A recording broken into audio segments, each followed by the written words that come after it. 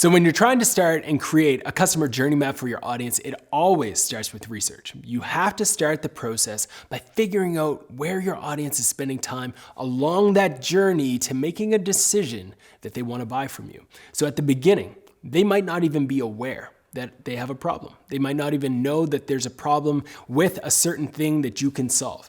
And in those cases, what you need to do is increase their problem awareness. You need to educate them and create stories and content that is going to make them aware of the problem.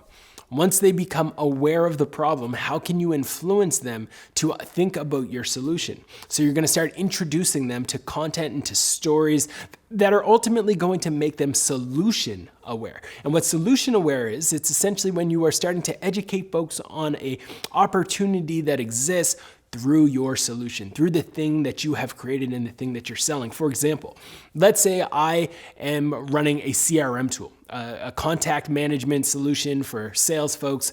When they are not problem aware, I need to talk to them and create content and tell stories about the importance of generating revenue and generating business and how they can be a little bit more effective by using data, by using automation, by using solutions that we essentially have created in their process for driving sales.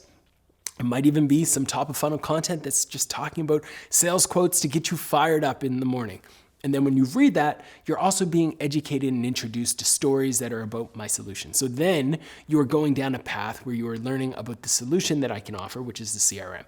Then at that stage, you have to start thinking, what else are people looking at? What else are influencing the decision maker when they are solution aware? And then you continue to go down that path, because the next thing, once they are solution aware, is they're going to start comparing. They're going to compare you to another solution, to another solution, to another solution. And what you have to do is start to think about what you should be considering as it relates to content, as it relates to stories, to make them and help them make a great comparison and to ultimately choose you. So are they using comparison pages? Are they typing into Google this company versus this company? Are they going to an existing review site and comparing the two of you? You have to be thinking about those different things. And then finally, when they are aware of both the problem, the solution, and even your actual offering, the next step is to close. And when you're in that final stage, it's when you are actually probably having an interaction with them. And you have to be thinking about the things that are going to influence them there, which are things like testimonials, which are things like case studies, and which are things like a good old-fashioned sales call. And once you do use that content to influence them in the journey map, they move into a stage that we all love because they're a customer. And then you want to retain them.